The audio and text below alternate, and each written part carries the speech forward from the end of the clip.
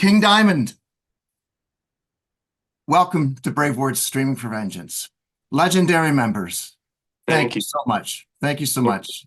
It literally is such an honor to speak with you, gentlemen. So I actually really have given the timing of this interview, how does King Diamond spend Halloween?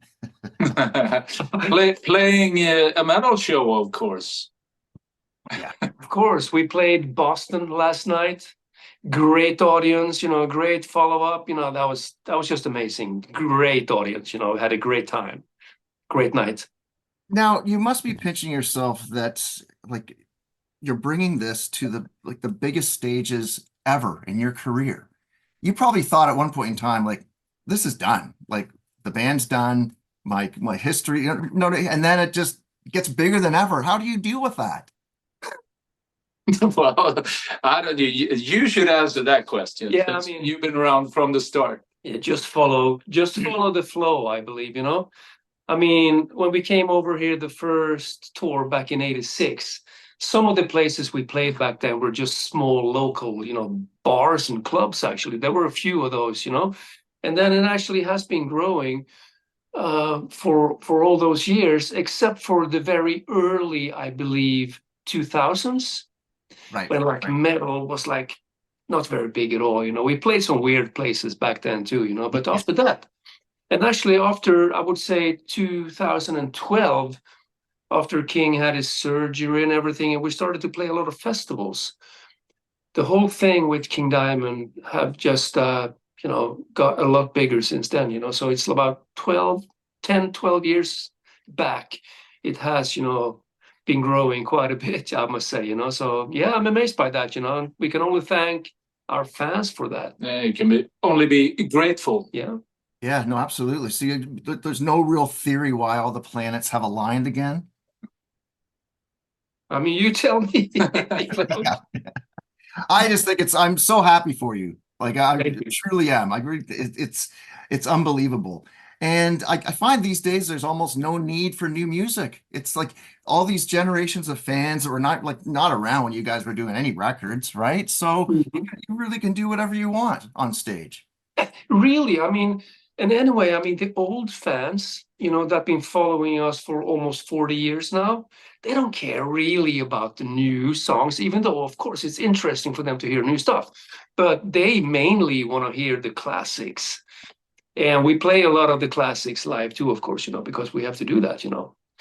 So, but, we're working on new music, and we're actually playing 2 songs live. That's going to be on the album, when that comes out. Yep. And we're working on a third one also during the tour. That's going to be a song called Lobotomy that we're working on. And hopefully, in a couple of weeks or whatever, when we have rehearsed that a bit, that's going to be played live too. So we're working on that too, together with the classical songs.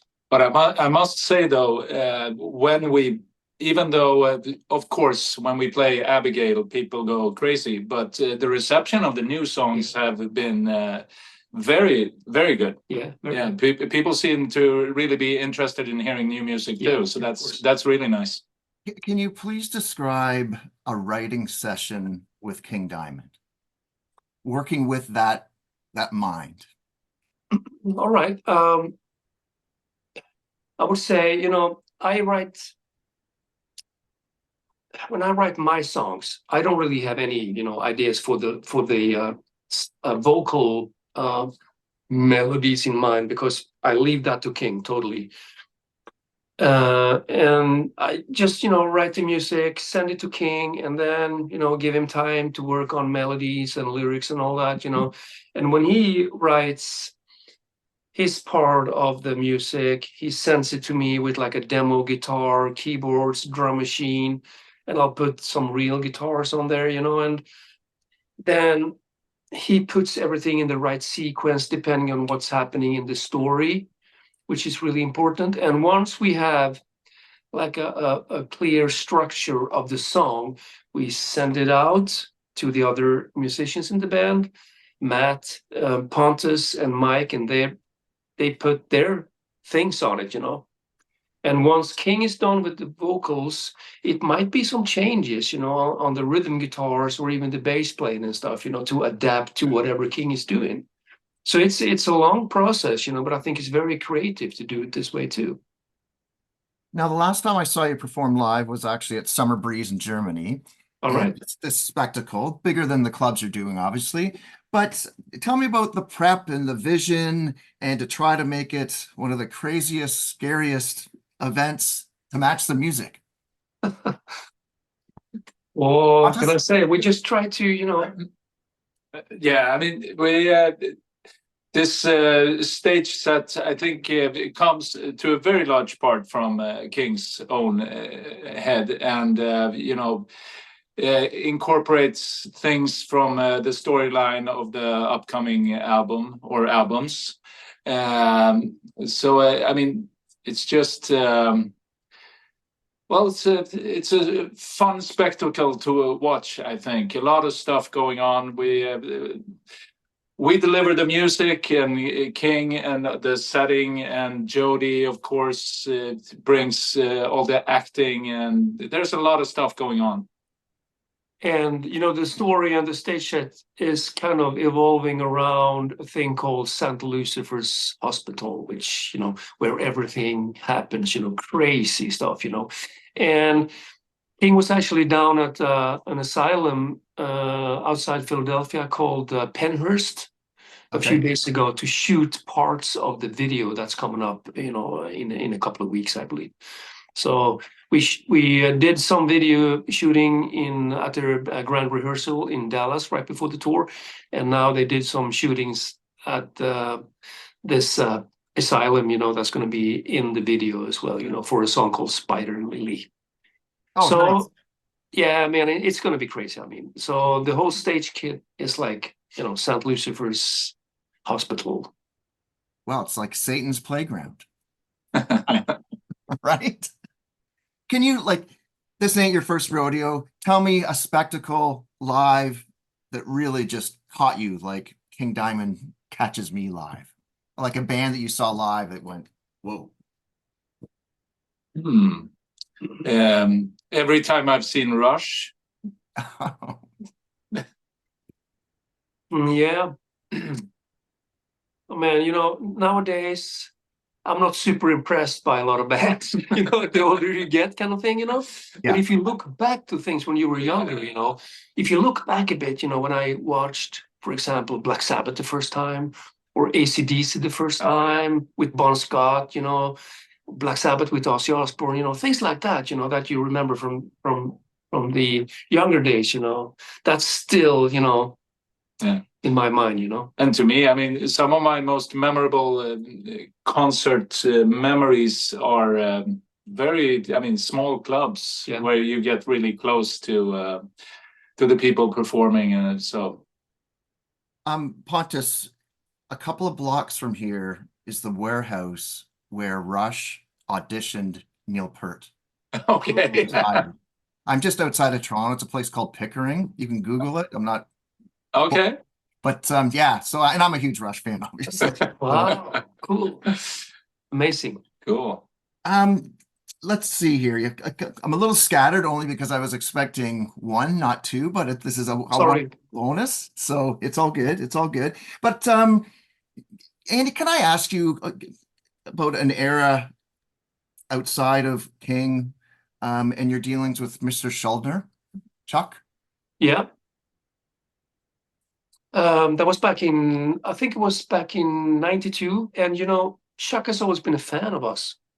And he came down to a couple of shows back in the late 80s, I believe. And, we met briefly and all that, And then in the early 90s, we didn't really do that much with King Diamond because Merciful Fate were starting up their thing. So Chuck took contact with Monty at Roadrunner Records, which we had at that time with King Diamond. Right. And Monty took contact with me and asked me if I want to do something different, from King Diamond. And I really didn't have anything to do at the time. Right. Except for starting up my own kind of little project called Ill Will. I don't know if you heard about that with Snowy Shaw and stuff. Yep. Anyway, I was asked by Chuck then, to come over to to Tampa, Florida, to Morrisound to record, their album with them, and just doing the solos, And I said, yeah, cool, man, that'll be great, because I didn't really do anything at the time, and I thought it was a great idea. So I flew for about 10, 12 days, recorded some solos and flew back. That's pretty much it, met some of the guys in the band, of course. And Gene Hoglan was actually flying back the day before I got over, so I really didn't have a chance to meet him. Steve Giorgio was there for a couple of days while I was recording too, but it was great, working with Chuck, such a great guy, and we kept in touch all the way, until he, passed away. I think it was a great guy. He always called me on New Year's and, hey, Andy, I just want to say hi to you and your family. And he was the greatest guy, man. Super cool. Death never made a bad record. I'm a huge fan, and Yeah. nothing sounds, you know what, Death to All and DiGiorgio and Gene were in the band. They played like this past April, and it blew my mind. That singer. I don't know if you've seen that tribute show to them. It's absolutely unbelievable. Wow. Unbelievable. Oh, But you cool. brought up Merciful Fate. I find it really incredible, and there's a couple of examples that King can do the solo stuff and then go out with these guys and still play these massive shows. Yeah. And now I'm also looking at Maiden doing these massive shows, and the singer is doing headlining. Look, isn't that pretty? Even look at Phil from Pantera, and he's got Down going out again. Isn't that? It's not just one iconic band; it's two. Isn't that really like how cool is that? Yeah, man. If you can do it, you should do it.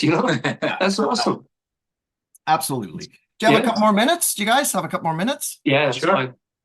I have a fun little questionnaire. It's called BraveWords Rapid Fire. So just kind of some left field questions, okay? And do you remember the moment that you looked in the mirror and said, "Music is going to be my life. That's it"? Well, we mentioned AC/DC earlier, and I think for me, when I first heard AC/DC's live album, "If You Want Blood, You Got It," and that's pretty much when, okay, this seems like fun. I want that guitar right through. Yeah. Now, the energy in that recording is just incredible, and that really got hooked me into music and hard rock and metal music. That's what I wanted to do. Yeah. I think I was about 13 years old, playing with another guy. He was the bass player. I was the guitarist in the band. We were called Deuce at the time, from Kiss, that song Kiss, back in 75, 76, early 76, I believe. I think I was 13 years old. And, I just said to myself, this is what I want to do. 13 years old. And I loved Kiss back at that time, and of course other bands too, but Kiss was a great inspiration when I was really, really young. Kiss, Black Sabbath, Alice Cooper, T-Rex, all the stuff back in the 70s. So who is your rock star? Andy LaRocque. Oh, good one. How to pay the bills? I would say for me, there's so many, but one of my heroes, Randy Rhoads, Michael Schenker. And we actually, talking about Randy Rhoads, a few days ago, we met the producer of the first Ozzy albums, Max Norman, which, I'm a big fan of, such a great guy, totally down to earth. And, he told me some things about the recordings with Randy and stuff, that was so interesting and so cool to hear, because, I got my own studio too, of course, where I produce a lot of other bands, it was very, very interesting to hear his side of things, because he's a few days older than me. And back in the analog days, where everything was on tape and all the tricks they had back in that time, so to me, he's also a kind of a rock star, you know what I'm saying? Yes. Max Norman, great legendary producer. Have you ever asked for an autograph? What's that? Have you ever asked for an autograph? Yes. Were What you? years? I met Phil Lynott back in 1980. Oh, okay. Phil Lynott.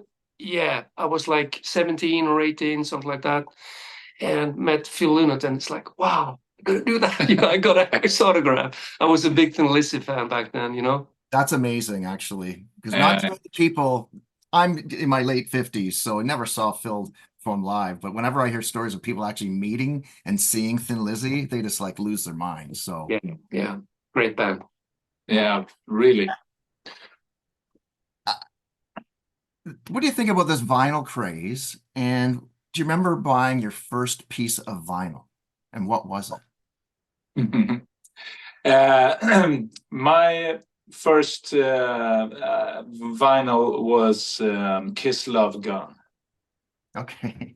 Yes, that was my dad. Me and my dad drove to the record store, and look at this. That was great. What about you? Yeah, Yeah, my first album was a band called Status Quo, British band, All right. and that was an album called Pile Driver. yes, Yeah, yes, you know it? Yeah, I thought it do. was a great album. Still is. That's a Paper famous plane. record. But I mean, about that vinyls are becoming as popular again. I think it's great, and it actually a better format than I mean the CD. It's a little bigger, and you can see the artwork and all that stuff, which is nice. Tell me about the support system from your family when they realized that you weren't going to be a doctor or a lawyer. And eh, I'm sure your families have seen this perform. What do they think when they see you guys on this stage? Why are they running away? No, my which my parents have always been when I was younger had always been supportive of what I wanted to do, and when we played Stockholm last time in 2019, I think my parents came out and watched the show, and yeah, they I think they think maybe it's a bit weird, but I think they enjoyed it. So all a big spectacle. Yes, yes. Yeah, same here. When I was younger, my parents drove me to different rehearsal spaces, with the Marshall cab at the back, and the Marshall amp and the guitar when I was like 13, 14 years old, to play with different bands or different rehearsal spaces. So they've always been very supportive, which was, of course, a great help. Do you recall a gig that you regret that you turned down? Hmm. No, to be honest, Not, no. not really. I'm not in the habit of turning gigs down. No. I haven't heard that answer yet. That's a good one. That's a good one. That's a good answer, man. I thought that was great. Just a couple more quickies.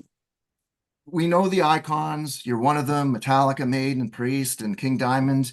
Like, where's the torch going to get passed? Give it like 10, 15, another 20 years. Is it going to be the Kiss hologram show with all these bands? Like, where do you think it's going to go?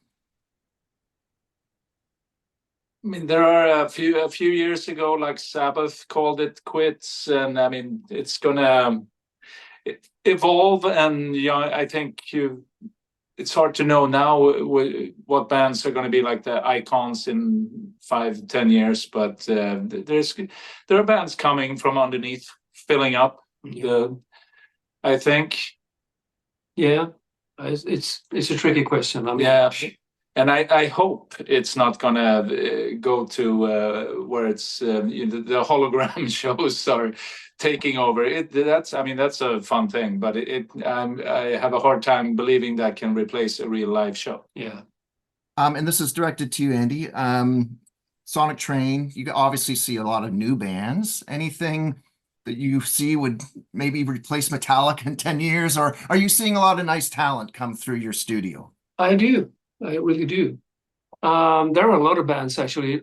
I mean, nothing that I can recall right now, but I work with maybe I would say maybe 10 different bands every year, you know, that's struggling to get through, you know, and all that, you know, and some of them are really, you know, good, talented musicians, you know. So all I can say is that I really hope they can work their way through and get a break, you know. There are a lot of really good bands out there.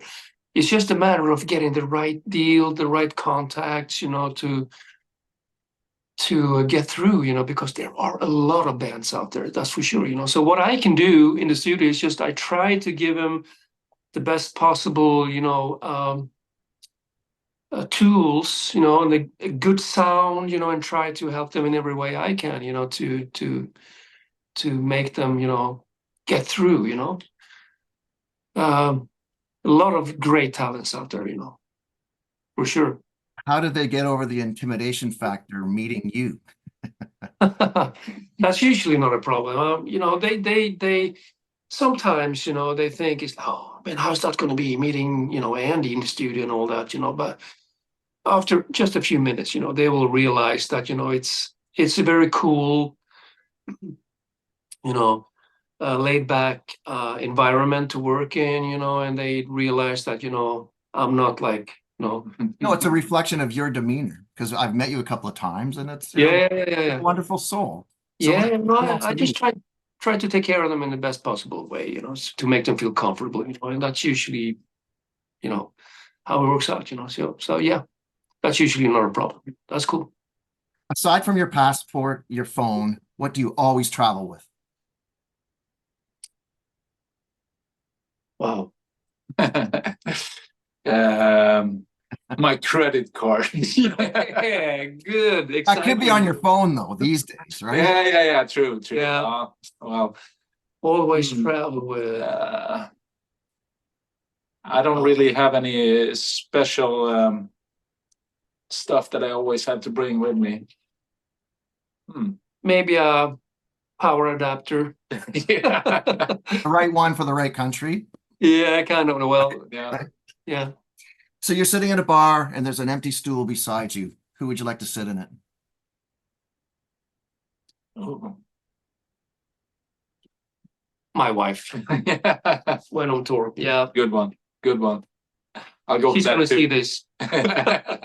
No, pardon me, sorry. She's gonna see this. Yes, she So I will. had to say my wife. Yeah, yeah, right. Pontus? Well, I can't. I can't argue with that. I'll have to go for that too. Like his wife? No, but my own. Well, you know, but Pernilla is always welcome to sit next to me too. But yeah. They've been with us now for the last week here, and they're traveling back home today. You know, so it's always good when they come out, you know, for a couple of days, you know, to join on the bus, you know, and hang around. You know, they know most of the guests actually we have backstage. You know, they know all of them. You know, so they will host them and take care of them. You know, so that's great to have them out once in a while. You know. I love that family support. It's great. Yeah. That's awesome. Awesome. What's left to conquer? What's next? With King Diamond, with yourself. Australia, Japan. Yeah. South America tour, you know, all that, you know. First, I mean, once we get back from the tour now, we're going to try to finish the album. Then we have a European summer tour coming up with festivals and our own headline shows. And then after that, album's going to be released. And then we don't really know what's going to happen, you know. But I mean, Japan, South America, Australia would be awesome, you know, to do. So we'll see. Isn't it amazing since like the 80s how really the entire world is now a market? Yeah. Like you're getting offers, obviously, from promoters from every corner of the globe. Yeah. Yeah. Yeah. It's great, man. It's so cool. So we have a lot of territories to travel to and tour. Right. And still, you know, we have a lot of things to explore. That's for sure. Awesome. We can keep going for a while. Yeah, we can keep going. We'll keep going. That's cool, man. Guys, thank you so much. I'm such a fan. Good luck on the road, okay? Thank you very Thank much. you. Thank you. You take care. Have a great weekend and everything. Yep.